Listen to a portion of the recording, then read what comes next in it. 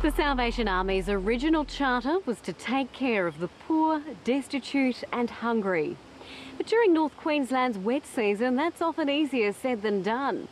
Outback towns can be cut off for weeks, making relief efforts difficult. But now, with the help of a charitable grazier, the Salvos have been able to deploy a new helicopter to lend a helping hand in times of crisis.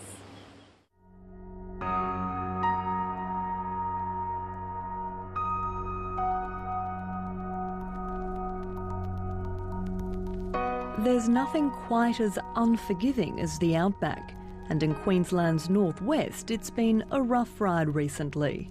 A decade-long drought, followed by ruthless rains, has offered more heartbreak than hope of late. But while looking towards Huey's office may not provide the answers, there is something a bit special floating around in the skies above rural Queensland these days.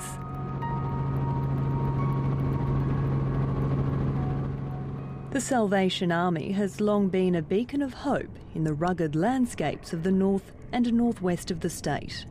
Certainly.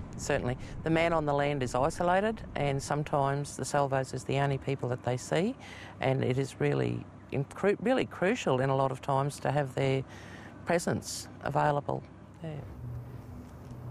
The Salvos Outback Flying Service was established in the 60s and has its main base in Mount Isa. From here, service to more than 800,000 square kilometres of Queensland's most remote areas is coordinated. Amazingly, up until a few months back, the service only had a fixed-wing aircraft to help the flying padre get from A to B.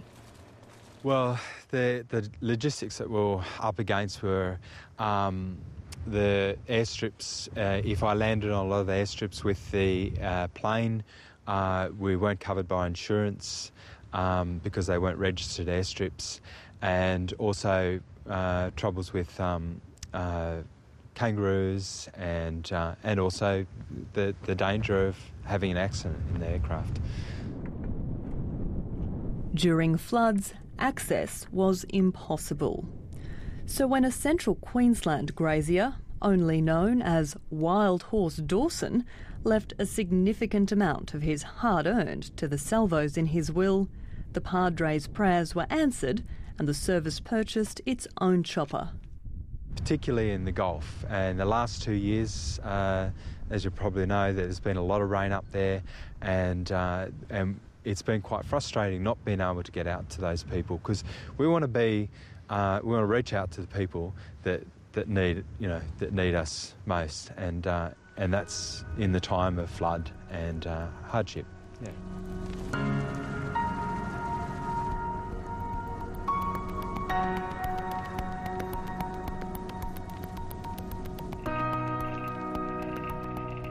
One of the main issues to come out of the way the Northern Gulf flood of 2009 was handled was the fact that the mental health needs of isolated graziers weren't met within a bull's roar of what they should have been. Well, particularly the isolation of properties, and there's such big properties in this area, when it rains and they can't get from A to B, loneliness, there's a lot of keys, and I mean, not so much in this area, but like suicide on properties is becoming a big thing. And I think with the Salvos being able to get round a lot more of the places these days is helping a lot in this area in particular. Simon Steele says his new flying machine will ensure no one goes unseen or unheard when things are grim.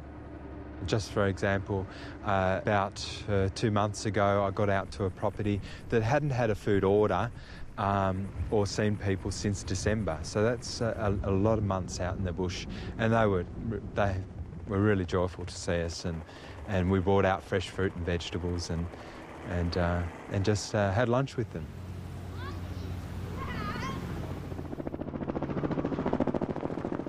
The new chopper won't just offer support in times of crisis though.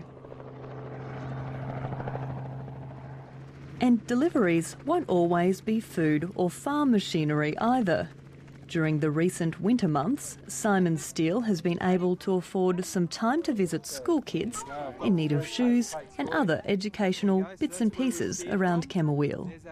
What do you say to Simon? Thank you.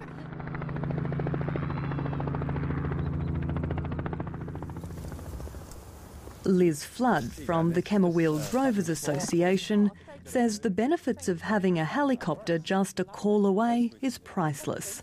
A long-time local of the Northwest, she's all too aware of just how desperately the new aircraft was needed. Probably can depend on the Salvos a lot in the wet weather where we don't have the access to those sort of things, to planes or to helicopters in particular in this area. And just in any sort of a crisis, whether it be flood, drought or whatever, it's nice to know that they're available. The new helicopter signals a new frontier in the way services will be delivered to the Outback by the Salvation Army. It's also a significant change of pace for the Steele family as well. A few short years ago, they were living in Tweed Heads, working on the water between Stradbroke Island and Moreton Island, and now they're here. The person who had been our pastor beforehand had mentioned it to us that in a passing comment, sort of throwaway comment, they said, "Oh, is Simon still flying? And would he be interested in going to Mount Isa and being the flying padre?" And it was interesting because I'm born in Mount Isa, so I thought, oh yes, he'd love to be there. So that was how it all began. Well, actually, it is quite a difference because when I was in Tweed Heads, I was a skipper on a ferry, and so I was always on the water. And now I've come out to Mount Isa in the Outback, where it's so dry and not a lot of water around, except for in the wet season. Despite trading in ocean shores for Outback skies, Simon and Natalie Steele know they're part of something pretty special. It's a great opportunity to be working with the Salvation Army and to be able to be working in a position where we can be living out what we believe with our Christian faith, so helping people, and it's great to be able to see the landscape and fly out to properties and experience such an iconic way of life, I guess.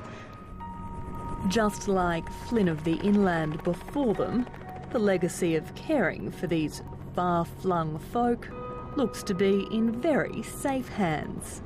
Definitely. Particularly the little man on the little stations. I think it's a godsend for them.